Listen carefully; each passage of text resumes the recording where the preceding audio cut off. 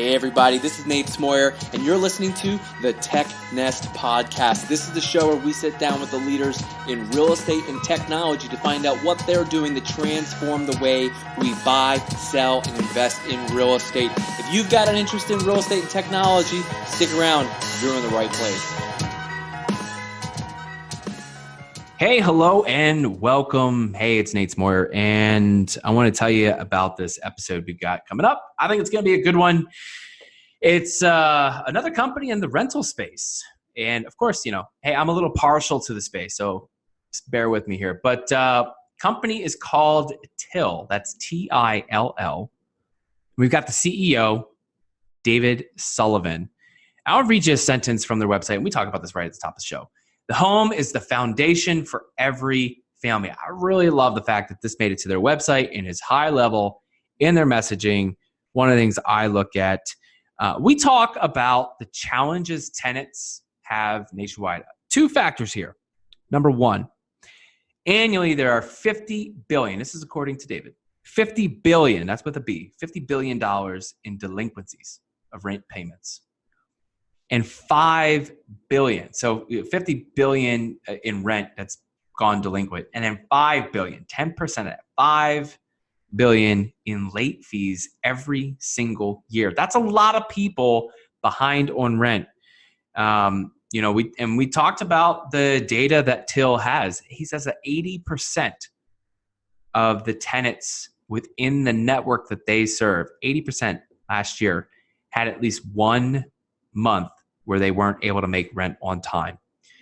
And obviously this is tackling a bigger issue, which is housing affordability. It's a big topic right now that a lot of people are talking about. I think rightfully so. It affects everybody. And so I'm really excited about this. This was a fun episode. There's a few tangents in there as always, but David and I had a really fun time recording this late on a Friday night. So why don't you kick back?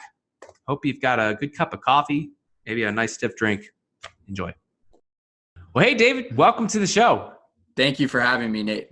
Yeah, this is what I like to do. Friday night, while everybody else is sleeping or going out and partying, here we are. We're grinding. We're late night to the grindstone podcasting. Love it. I respect this immensely because when I was scheduling the time, the only options were Friday night and Saturday morning. So I knew we would immediately get along.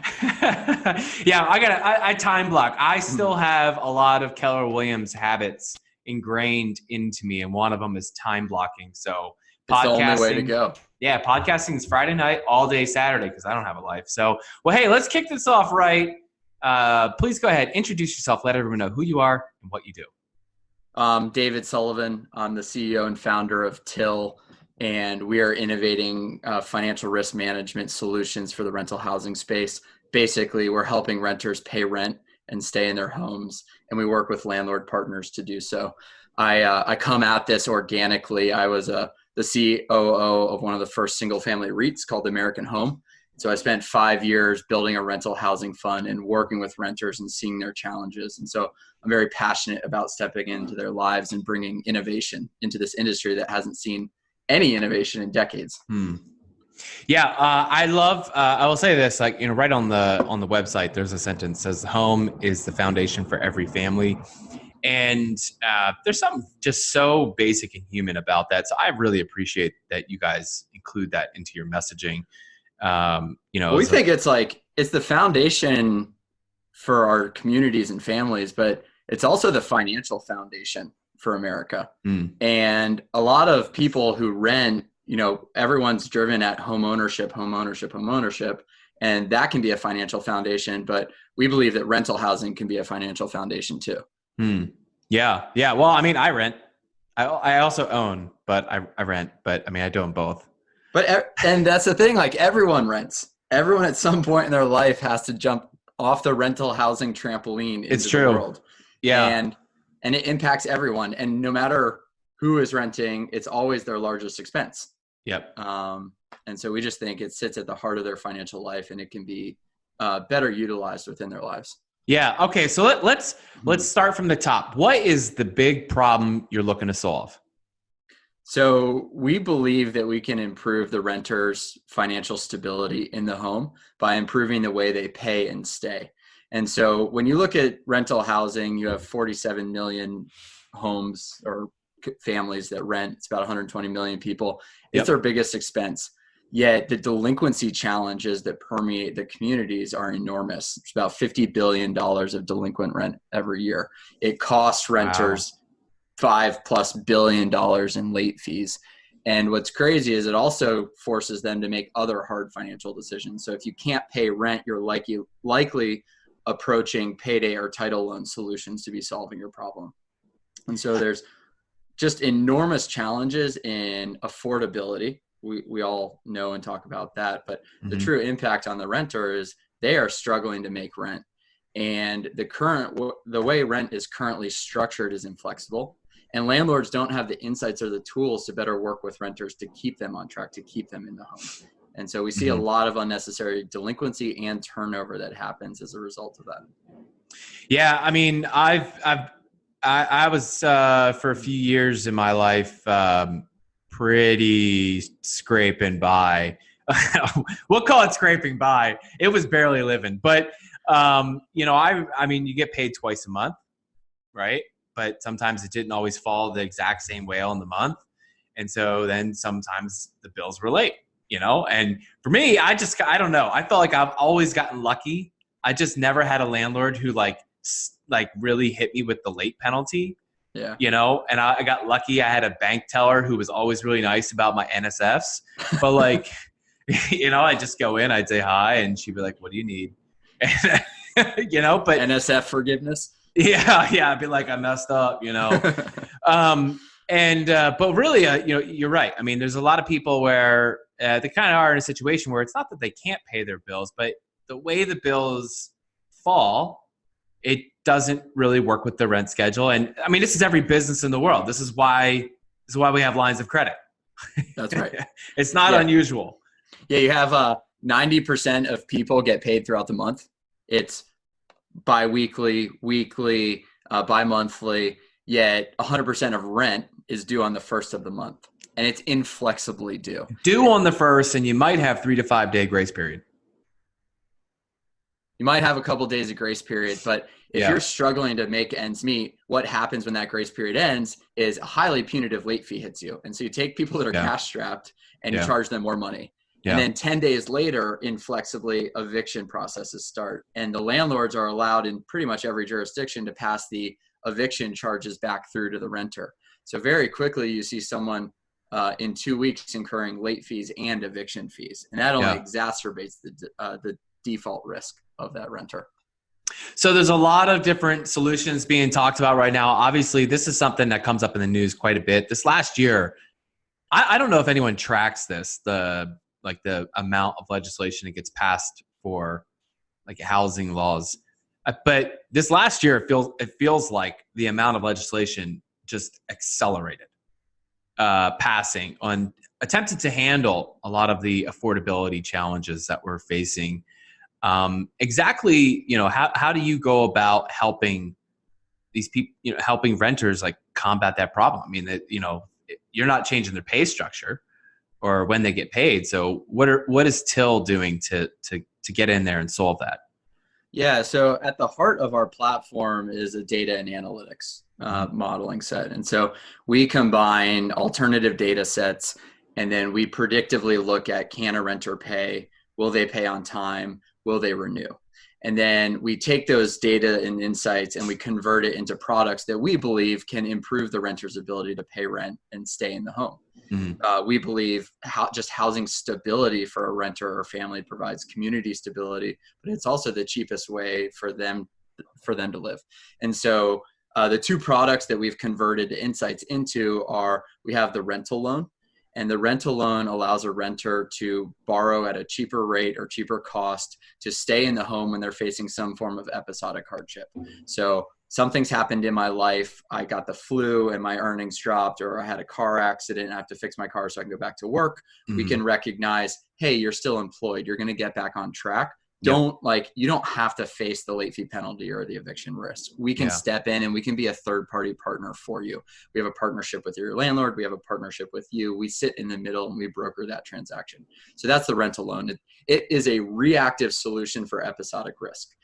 Once we were dealing with the rental loan and we were seeing demand for it, we started looking at the world and saying, well, it's great that we're helping some of these people, but there's got to be a better proactive way to step into the community. And that's when like our analytics started looking at the data set saying, wait a minute, there's just such misalignment between the way people are being paid and the way rent is required to be paid. And so let's proactively approach this problem statement with a product that we now have called FlexPay. And so FlexPay steps into the market and it aligns the renters' rental payments with their pay cycles.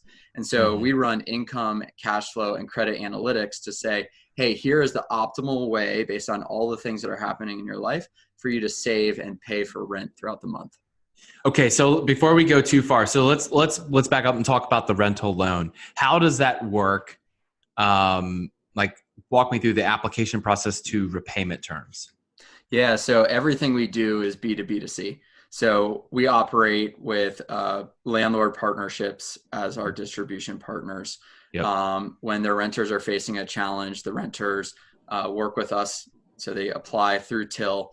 We take the application and we basically go run advanced credit models. The challenge the landlord has is when two renters show up, they don't have any data sets or ways to understand if a renter is going to get back on track or if a renter is systemically failing. And so without data sets and advanced analytics, the landlord just has to say, oh, we're sorry, late fees apply on this date. That's our form of risk management. Whereas we can say, hey, look, no, you're actually going to get paid in 2 weeks. You're just seeing a short-term issue. Why don't we give you a flexible term? And then the second way the rental loan benefits both the landlord and the renter, obviously the landlord is getting an on-time payment, but the renter is we're giving them term flexibility. So a challenge for a renter facing a cash shortfall is actually having the earning potential to get back on track. And so to stretch out the term a little bit longer than 2 weeks or 4 weeks gives them that potential. And so we allow a renter up to 6 months to pay it back. There's no prepay. There's no prepay penalty. And what we'll do is we'll say, hey, you're making, this amount of income. We want to drive your repayment amounts for the rental loan down to $7,500, $125 per payment so that like you have the ability to not only get back on track with us, but to be able to pay your rent in the future. So it's a 6-month unsecured consumer installment product. It's fully amortizing, no prepay penalty. Got it. And the average cost to the renter, it's a fee-based product. Average cost to the renter is about anywhere from $30 to $60 a month. Okay, so $30, $60 a month. So it's not really an interest. It's just whatever number of payments they have. It's like that. Okay. And then, so one thing that I didn't think about until, as you were just explaining there though, is the awkward situation is, a landlord's got a building, let's say it's 50 units. So it's a good size, multifamily. And they got a tenant that's been a good tenant and they fall behind. Whatever, something happens, they fall behind. And they're like, you know what? I'm going to bend the rules for this guy because, he's just been good for me. He's always paid.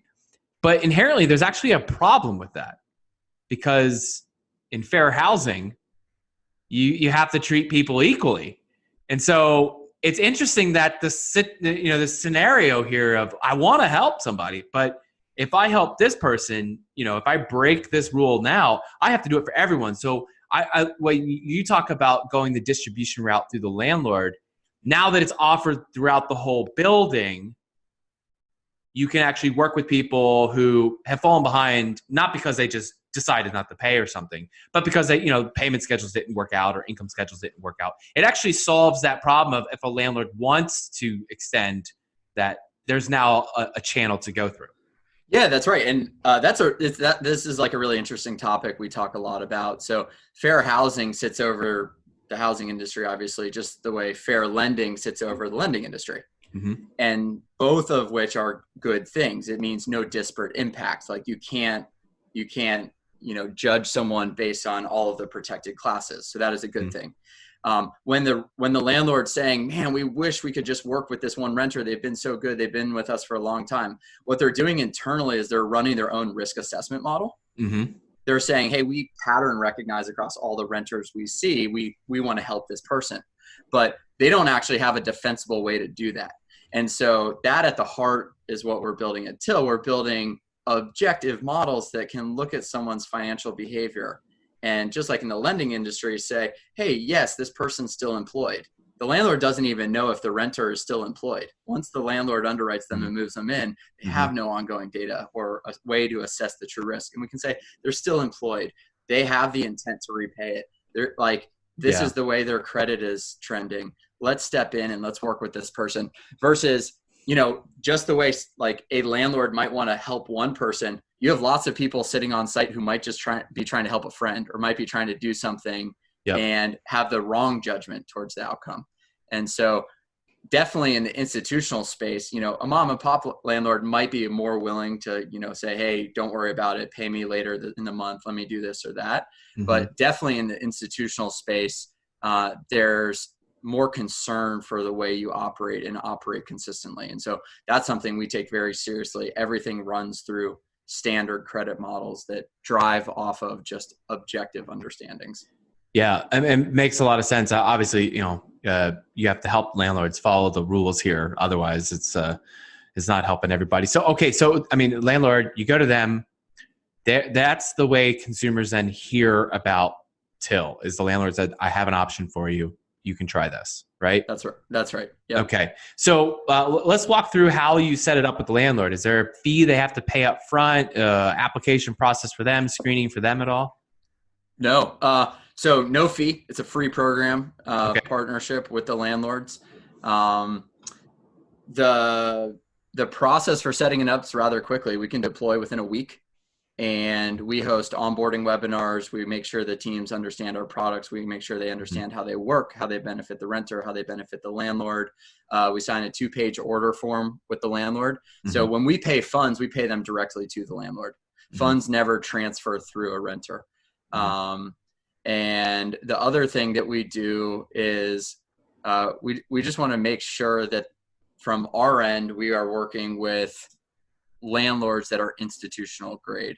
And so to us, there's no size definition there, although we do work with a lot of landlords between 1,000 and 100,000 units. Mm-hmm. But institutional to us, the quality we're looking for is you follow fair housing, you use a property management system, you're accounting for things correctly, payments work the right way, you treat renters the right way. And so me and both of my 2 co-founders have been institutional landlords. We've been in the C-suites of these companies. We have our own pattern recognition for quality partners. We vet partners just the same way we hope they are vetting us. And we want to make sure that there's a brand quality there too. I don't know who I was just talking to the other day, but we were talking about how in this prop tech space, real estate tech space / fintech, whatever you want to call it these days, I don't know. You cannot substitute the real life experience working in real estate and then trying to bring in tech. Like it's this hard combination of like people who see what's possible with today's technology and understand the nuances, the feelings, the illogical, psychological things you have to go through in real estate. And then also, I mean, it's easy from the outside to say, how come things just can't be easy and fast with real estate? And then if you ever worked in it in any capacity, you're like, well, let me explain why there's 30 people in front of you. That's right. Yeah. Have you ever had to run reports out of property management systems? Have you ever had to go through the pain of evicting a renter? And I mean, we go through it here at Avail. Yeah, we go through it here at Avail. Like the edge cases that we plan for and talk through is just never ending. And so like this week I was on what we call our support hero. I was the support hero. Yeah. We every week. Were you a hero? Was I a hero? I think I helped a few people. I think I did all right. But what we did was, so we alternate who's on the support tickets, like taking in support tickets. Everybody whether you're on support or not, we rotate who's on support. So an hour in the morning, hour in the evening. And man, where was I going with that? I just totally lost it, man. I'm sorry. It's been a long day. That's okay. It's Friday night. The edge cases. There's so many edge cases. And I saw, this week, like every time I'm on Support Hero, I see these edge cases. And it's just, I was trying to do this thing and I'm wondering like, why is that your process? But I realized, well, that's how this landlord does it. Yeah. So given that though, this is not something I'm assuming landlords know to look for, because this isn't something I hear people looking for. Like, man, if only my tenant had a way to get extra cash to pay their bills. It's usually, why can't they just pay their bills? So how are you getting the attention and getting in front of those landlords? And obviously you have the experience from their seat, so you know a little bit of something about how they travel and work and all. Yeah. And that's true. Like this space has been operating the same way for so long. And there's a lot of like very well-meaning people in the landlord ecosystems. But even after a while, you see like the delinquency challenges. Let me just give you a stat. So we're in 115,000 units right now. And we have the data sets that we're looking at. And every month on average, we see 15 to 20,000 units paying late. And I get the same question all the time. Well, isn't it just the same 20% of people? Don't you just have the same people constantly being challenged? And we just did an annual study over the last 12 months, and over 80% of people struggled to pay rent at least once. 80% of people had a delinquency challenge last year within the portfolios that we serve. Wow, 80%? 80? Isn't that insane? And so at least once throughout the year, they had a month where they paid late or struggled to pay on time? Paid late. Wow. And so I think you have this, I think you have kind of two things happen. I think you have an industry that is tired and just like has grown accustomed to the way it's been operating, but does have empathy. They're sitting there, they're seeing the problem statement every single month because it's hitting them in the face with delinquency, but there hasn't been innovation towards helping the renter truly improve the way they're paying in the home. And it's hard because, there's a lot of reasons why innovation has been challenged in the space for a long time, but you need economies of scale in terms of unit access to justify, like we are investing millions and millions of dollars in putting this tech ecosystem together and the data ecosystem and the products and the financial products. And so it takes a big investment to lift these things off the ground. Yeah. And the way owners are capitalized, it mostly doesn't justify it for their portfolios. Even like billion-dollar companies running thousands of homes aren't putting it in and don't have like the expansive data sets to be running it. And so I think it just takes new perspectives coming into the space and saying, wait a minute, technology is now getting there.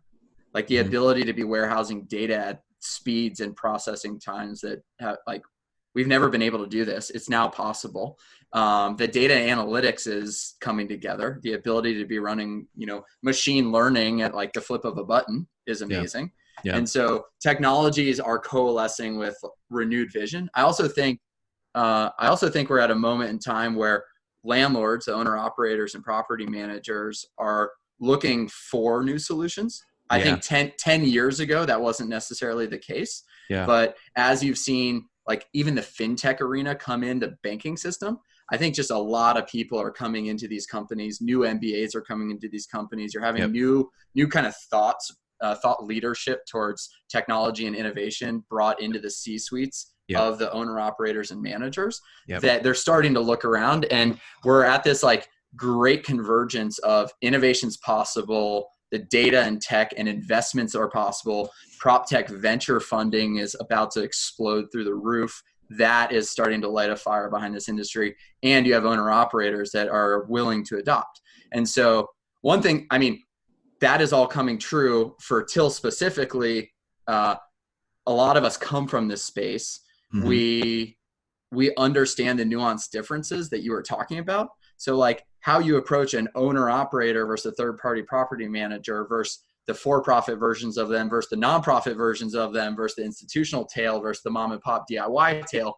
Those are like, that's like a 38-point grid that like they all have nuanced differences, and who you talk to within the organization changes by group. How you approach them, the things they're concerned about are different. And so we bring just that industry nuanced understanding to every conversation and try to work to better that in every single conversation, and then bring the product suite in a bespoke way. So we try to tailor the way our products operate actually within different communities for the different perspectives. That is the first time ever anybody has ever said bespoke on this show. Nice. I just learned and looked up that word on my iPhone like a week ago. So that's the first time ever I've used that word.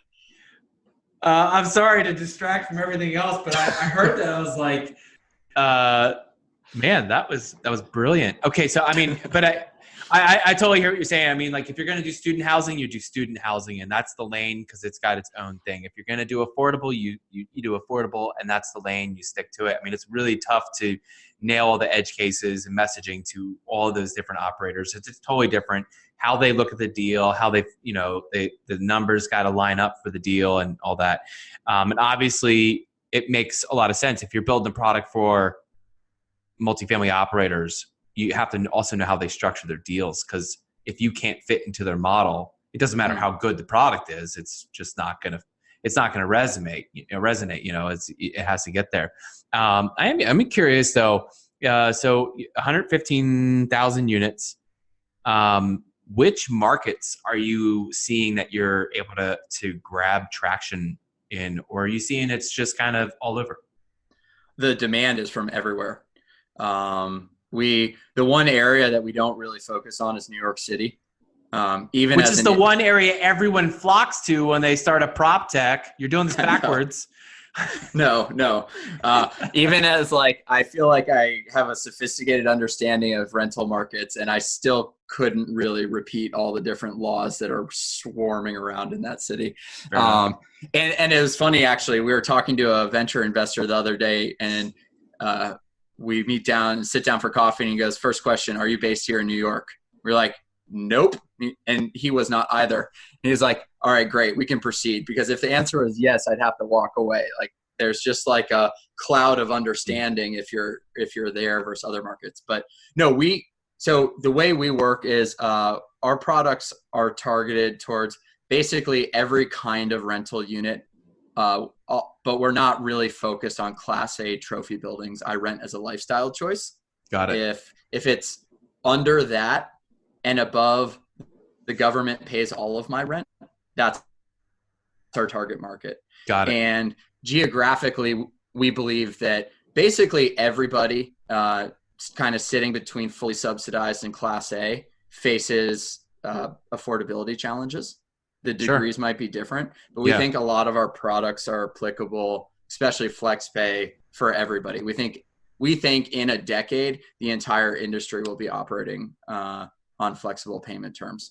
And so we approach the market nationally with that perspective.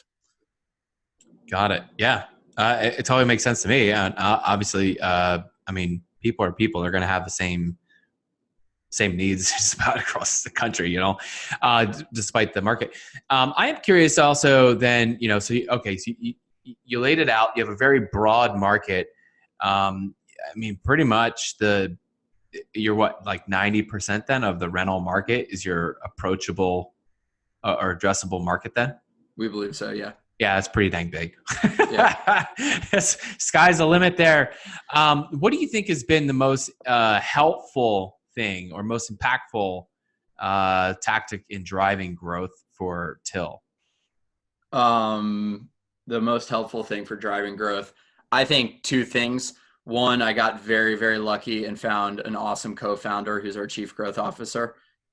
Comes from this space, is just a natural growth revenue officer, and has just been relentlessly pursuing partnerships with the right people and building relationships, and is incredibly passionate about this space. So that's one. And I got great advice from one of our board members, like hire amazing growth people is whenever you can, as soon as you find them. So that was one. And then just the second, I mean, we've been so blessed. We have a massive investor base that's come behind this. A lot of really core people from the housing and innovation circles that are running around. We have a couple great VCs sitting behind us. We have about 45 individuals. And what I've learned in this process is it's all about, capital is capital, and there's infinite capital out there. It's all about getting the right people who believe and see kind of the vision and future of where you're trying to build towards, and then help pull you there. And so the introductions have been endless, and it's not just about like get the introduction to get towards someone. It's for me, I spend maybe a third of my time just asking for advice.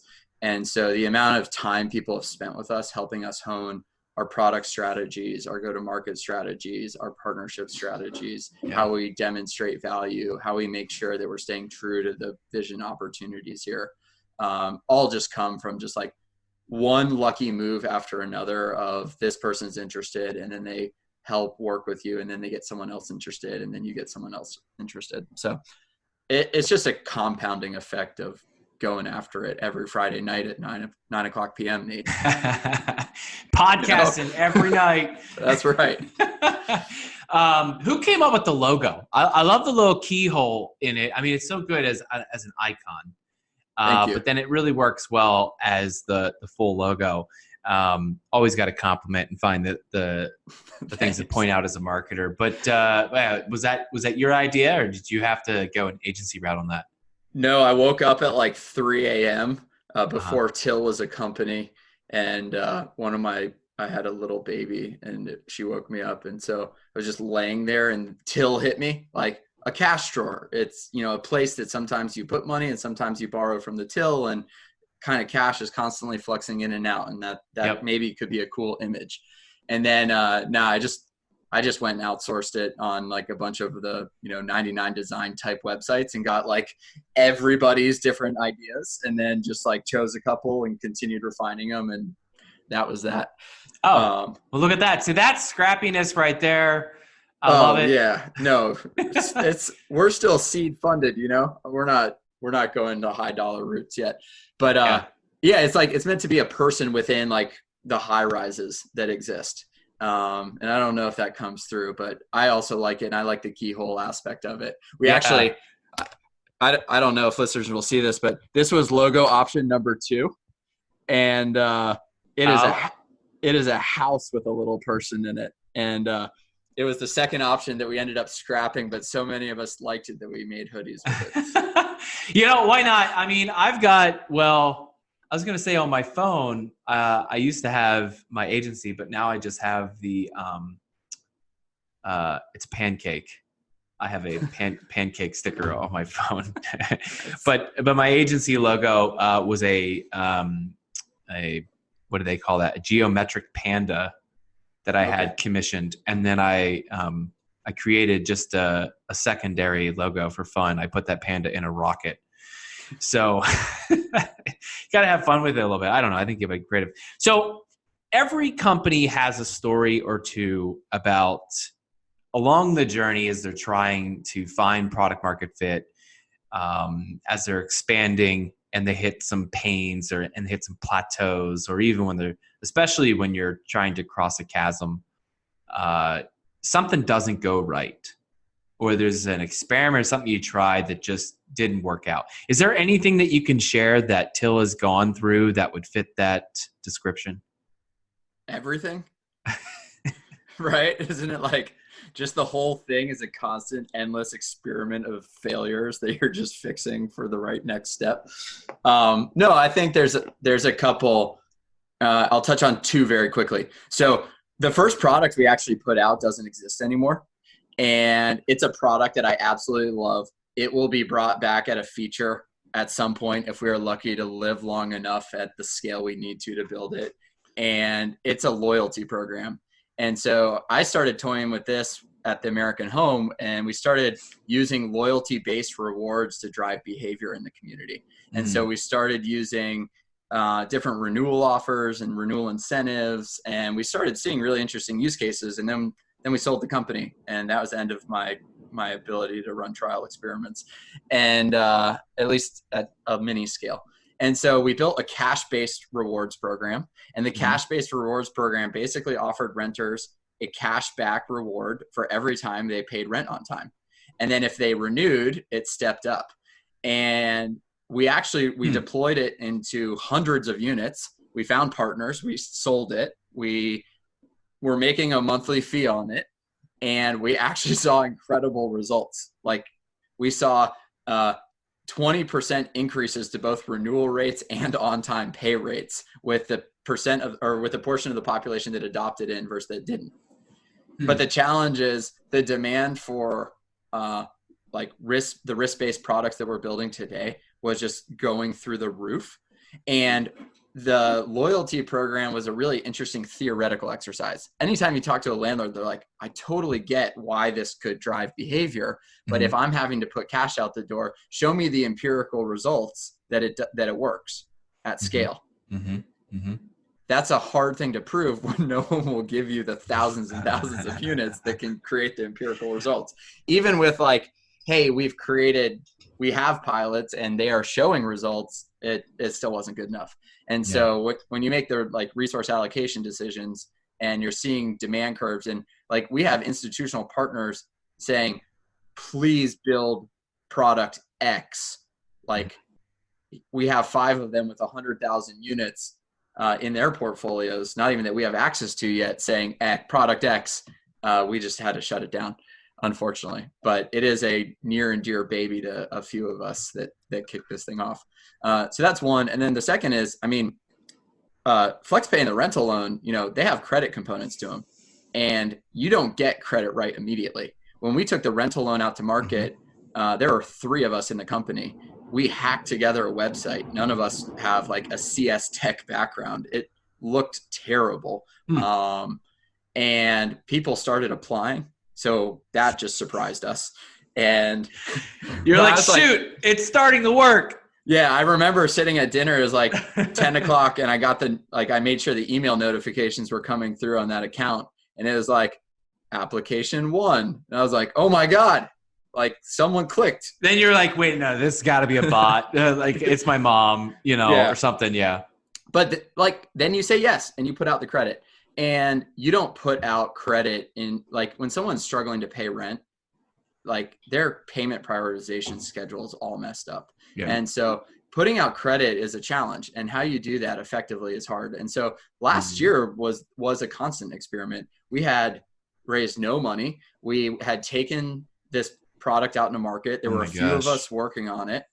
We had like a little bit of pre-seed funding, but no funding to build tech, credit, data science. We had no credit expertise. And so over the year, we had to bring in all of that. We had to hire the engineering team. We have an incredible one now. We had to hire credit experts. We brought in risk officer advisors. We built the data warehouses. We improved the website. We built a new application funnel. We built the connections to all of the alternative data sets that we're pulling into our models now. So we had to do all of that while continuing to grow, while continuing to originate credit, all while trying to get the credit to work. And we now have it mostly there. Like our expected cohorts that go out the door are performing. And that was a massive feat to pull off while constantly failing and constantly seeing the challenges. But through all of that, so before Till ever got started, I want to just tell a story for like 1 minute. Yeah. The fortitude to stick through issuing subprime credit before putting the foundation in place, or near prime credit before putting the foundation in place for a year, comes from working with a few renters. So I still have my own small portfolio of homes. Every product that we've ever thought of or have put out with Till has been tried in our portfolio. And we were doing it before Till was even a thing. And so I had this renter who was 2 months behind on rent, and not being an institutional landlord, I wasn't placing the fees or filing eviction. And I called my partner. I was like, hey, Nikki's like 2 months behind. We all know that renters 2+ months behind are pretty much goners. I said, I want to run an experiment. I'm going to write her a personal loan for 2 months, and let's just see what happens. And so we wrote her a loan, and she was paying it back, which surprised me. And she called me one day and she's like, hey, David, and she was always really honest and forthright when she couldn't make rent. Yeah. But she called me and she's like, hey, I want to tell you something. I wasn't forthright with you fully when we did the loan. I also have a title loan outstanding. I just feel bad that I didn't tell you about that. Actually, she said, I have a payday loan outstanding. And I'm like, oh, okay. I probably would have changed my answer, but okay, here we are. You've been paying the loan back. Yeah. And so I took a loan at the look at the loan document. It turned out it was actually a title loan, not a payday loan. She didn't even understand they had title to her car, which baffled me. I was going to say it was an auto title. Yeah. Yeah. And so what we ended up doing is we just personally wrote her another loan. We refied her out of that loan. And today she is debt free. Then afterwards, she called me and she was like, you know what would be really helpful is, could I just pay you rent every time I get paid so I never have to think about it? And we were like, oh my God, flex pay. Absolutely. This was two years ago. So we deployed the first version of flex pay ever in an analog way. And it's been amazing. So the first year she rented with us, she was late 9 of 12 months. And for the last 2 years, she has made every single payment on time, 24 months in a row. And because she pays twice every month, she's made 48 payments straight. And that's incredible. It's been amazing. And she actually called me last week, gave notice, and is moving out because she's buying a home. And just the personal transformation she saw, like we as a company, we filmed a video with her. Everyone's met her. We as a company, look to her as a light, you can improve a renter's life. You can work with them. You can find the win-win outcome for these people. And so while you're looking at cohorts with crazy loss rates coming in them at the beginning, it gives you the fortitude to step in and say, oh wait, we can actually build risk models. Okay. And Nikki outcomes are possible. Here we are. Yeah. Wow. Few things in there. But you talking about title loans, I actually didn't know what they were until about in the last week. I'm listening to a book by Gary Rivlin. I think that's how you say his last name. It's called Broke, USA. Oh, yeah. From pawn shops to poverty and how the working poor became big business. And never thought about it. Never really, I just knew that if you see cash now across the street from the liquor store, across the street from the gun shop, that's probably not my neighborhood. That's probably not where I'm going to put my money. But you talking about that and the cycles. That it's crazy. It's if your option is a payday loan or a title loan, you fall behind on that. Now you can't get to work. Yeah. So whenever we come and talk to landlords, they're like, tell us about your product. And we always say, let's talk about your product. Interesting. Your product is if a renter can't pay, they might use a title loan or payday loan, right? And they're always like, yep, but that's not good for them. Yeah, for sure. There's $50 billion of borrowed payday and title product a year. And there's $50 billion of late rent a year. So it's the same population using both. And it's about $100 billion product market. And so we say to the landlord, well, yeah, it's, do you believe that your renter has a higher default risk if they're using a payday loan? They're like, yes, that makes sense to us. Yeah. And we say, well, you're a form of financing too. They're like, well, what do you mean? Well, what is a late fee? A late fee is giving someone a little bit of flexibility on when they pay to stay in the home. And so what a late fee is, most jurisdictions late fees are 5% or 10% of the rent amount. But when you actually look at what that means, the real problematic part is it's a 2-week bullet maturity. So by the 15th of the month, they're then filing an eviction on you. And so they're only really offering you about 10 days of flexibility with that late fee. And when you annualize the fee, it's a 120 to 240% fee. Well, what is a title loan? A title loan is a 100 to 200% fee product with 2 to 4 weeks bullet maturity. It's actually the exact same product. And I think rental housing needs to go through a transformation in how we look at how do we help renters better improve their ability to pay without constantly hitting them with sticks. Maybe the stick of eviction, if someone truly cannot pay you, might have to be there as part of the structure. But can we work on better structures that proactively work with them or offer carrots or incentives or ways that can help people get on track rather than needing to use these implicit fee-based products? So yeah, it's insane. The subprime just credit market, just like to talk about that book, it's $1 trillion annual market. Yeah. Yeah. That's what I was learning about this guy down in Cleveland, Tennessee, which I didn't know many people knew about Cleveland, Tennessee. I didn't know there was a Cleveland, Tennessee. Oh yeah. Cleveland, Tennessee. It's outside of Chattanooga. Chattanooga is the place to be, not Cleveland. I just did the math. I charge a 1.6% effective interest rate for my late fees, or it's 1.6% of the monthly rent is the late fee. Is what it comes to per day. Yeah. Okay. Before we go on to the final segments of the show, I do want to cover just one thing.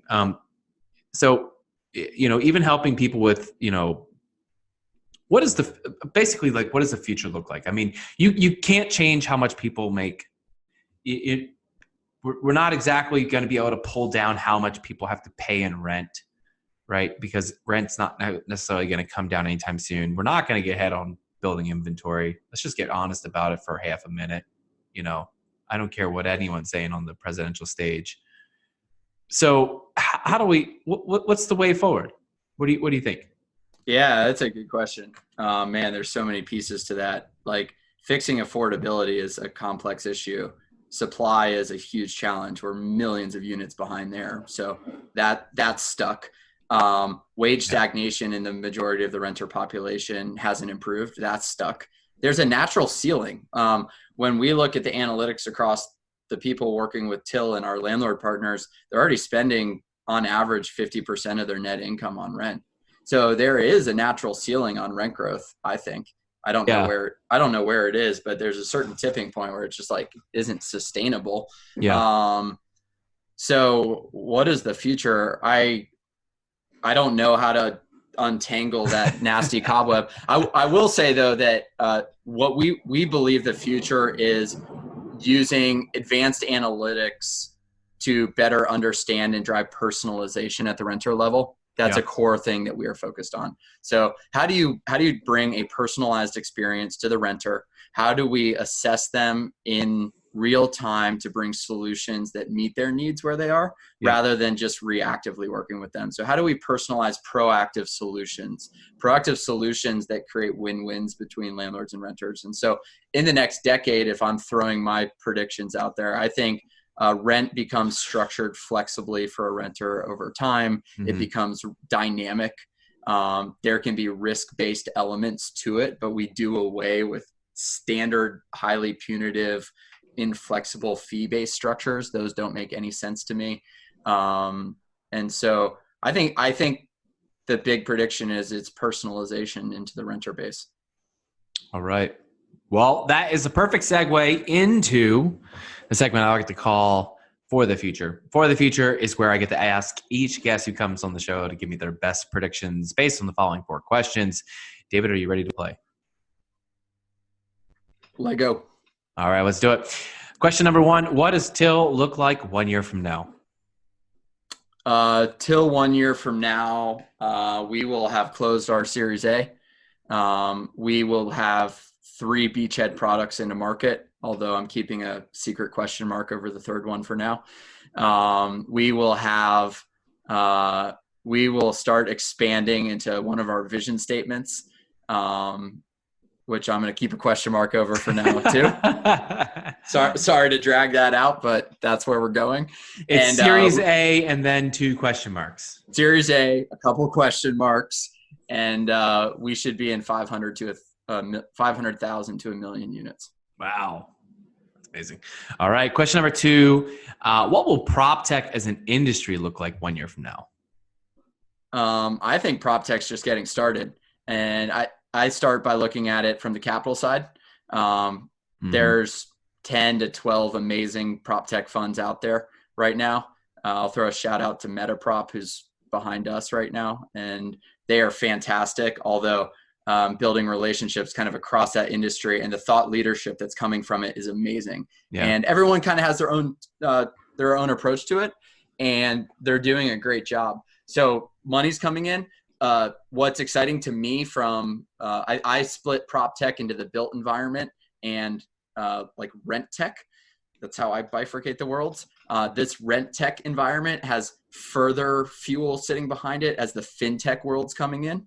Having come from Route 66 Ventures in the fintech venture world, I'm definitely seeing a lot of the fintech folks jumping into the space, recognizing that payments, lending, data, insurance alternatives, all of these things that we've already taught ourselves over the last 5 to 10 years in the banking space can be relevant for the prop tech market. So first, like capital, it's coming, and it's like it is here to fuel innovation.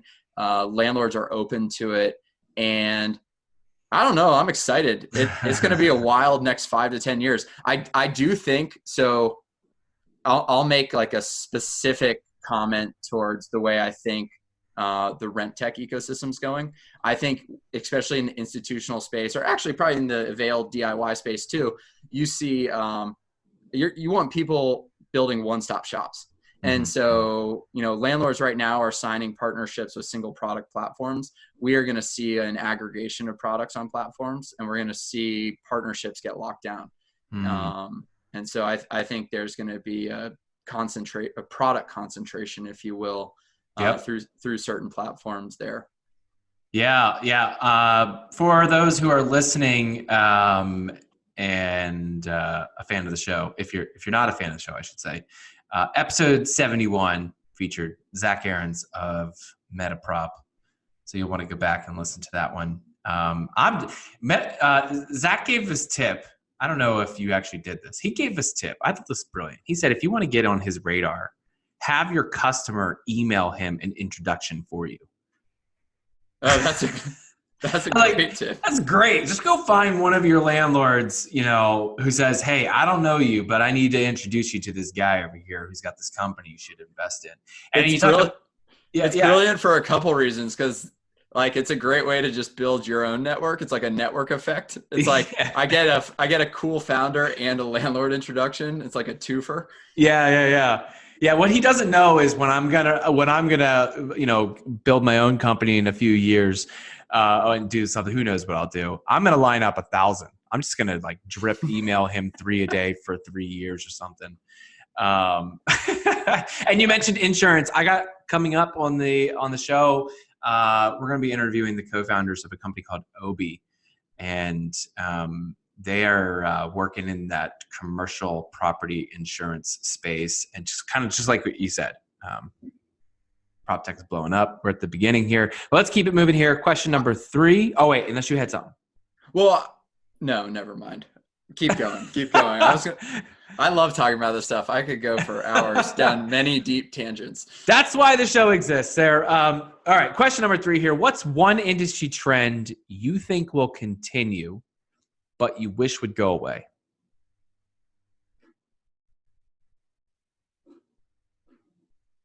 Okay. I have a specific answer. I don't know if it's going to answer your question, but I've been perplexed by an industry trend that I think it's confusing to me, that I think the founders should be thinking differently about. And that is venture money coming into medium asset heavy businesses that could probably be built without taking venture money by just simply loading up a GP LP fund structure where you take the GP cut and fuel the tech growth without diluting yourself.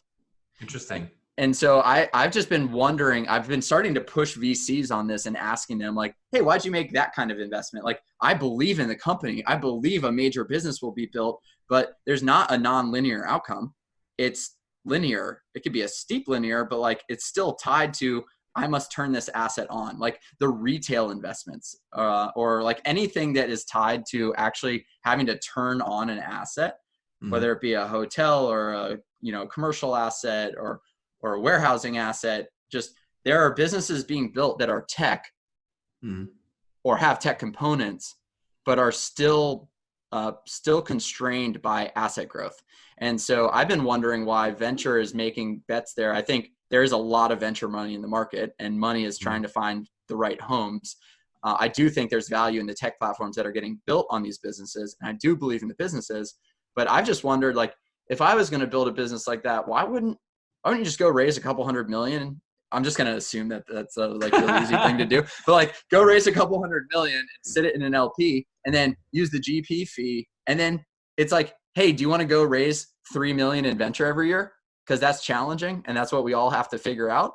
But like in that structure, it just gets kicked to you every year and you can constantly keep reinvesting in the tech innovation. So I don't know. That's just a befuddling trend that I've been thinking about a lot recently. Rethinking my future strategy with TechNest podcast here. Appreciate that. Last one here on For the Future. What's one thing you believe will dramatically change or fade away as a result, or fade away in real estate as a result of tech advances? One thing that will dramatically change or fade away in real estate as a result of tech advances. So I'm going to make it specific to Till, and that is the 12-month lease structure with rent due on the 1st and a late fee on the 5th. There it is. That's why we call this For the Future. 4 questions all about the future. Moving on to the final 3. David, these questions are about you, so listeners get to know you a little bit better. First one, I already shared what I'm reading. What are you reading? I spend most of my time listening, so I'm going to assume that fits. Yeah, because, we call that reading still. It's fine. Yeah, great. I just listened to Horowitz's new book on culture. Oh, yeah, You Are What You Do? Yeah, what you do is who you are. Yeah, that one. There it is. I love that. We both got it right. Yeah, that's right. I love that. I mean, I read his Hard Thing About Hard Things, and these are like flip through really fast books. But I just think like almost the titles or there's some like kitschy taglines in them that as a founder are really, really important. From the Hard Thing About Hard Things, like this is hard, like every single day. Wartime CEO.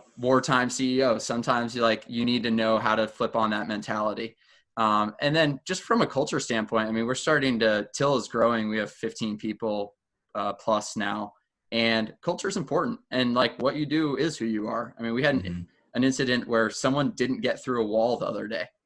And she's like, well, maybe we can like get there. It's like, we need to show everyone sitting here that breaking through walls is critical. And if we are not demonstrating that actively, even in the small projects, that ripples. And so I don't know. I really like that book. I'm looking at Scarcity right now. If you haven't read that, it's really interesting. I haven't even heard this. What is this? Yeah, there's a couple books that are really great. And, where have I been? Check out Scarcity. Blanking on the author's name. No, it's okay. I'm like every time. This question is entirely selfish. I need to admit that. This is how I build my reading list. Is it Scarcity: The New Science of Having Less and How It Defines Our Lives? Yeah, it's by. I just pulled it up. It's Sendhill Mullinathon, I think. Mullinathon. Yeah, Mullinathon. And Elder Shafar. Yeah. Those are challenging to say for me, but that's an interesting looking book. Adding it to the list right now. No, I don't want to claim the credit. Okay, cool. So moving on. Question number 2: Who are you learning from? Who am I learning from? Oh man, so many people right now. Like I said, I spend most of my time just talking to our investors and asking questions. So there's been a lot of people sitting. We have a couple people on the board and who are observers. I spend a lot of time talking to them about how we set the right vision, how we work on product strategy, what we're learning, how we're working with people. We also, this has been a transformation for my life. I will always have it, but we hired a CEO coach who is incredible. And she pulled me into a CEO roundtable. So I learned from a peer network, but then I work with her and she's been an incredible objective sounding board. And I think what's been really a profound learning experience for me is having someone that doesn't have capital at risk, that is not in it from like a operating day to day, but who is close enough to you and your company to know all of the things so that when they sit down with you and say, hey, how are you? Tell me how things are going. It's not the small talk, surface level discussion that has to happen for so many conversations. It's, hey, we're working on this, or this is a struggle, or I'm not really sure how to approach this. And helping me just have like a higher order of thinking brought to the table every day has been incredibly impactful. So a long list of people is the answer. Oh, that's very awesome. And the last one here, what inspires you? What inspires me? I don't know, a lot of things. I think what inspires me specifically about Till is creating scaled impact. So I want to do this thing as fast as we possibly can and make the most profound splash we can. That's what success looks like to me. Behind this, having operated a housing fund, it was amazing, but I was frustrated that while a successful business, we were only impacting thousands of people when this problem's sitting in the market for a third of our country, 50 million households effectively. Yeah. And so I don't know. I just want to like jump in here and see what happens. And we're just going to go after it every day and try to create that impact. There it is. This has been great, David. I really appreciate your time. Thank you so much for, we're recording on a Friday night while everyone else is out having their drink of choice.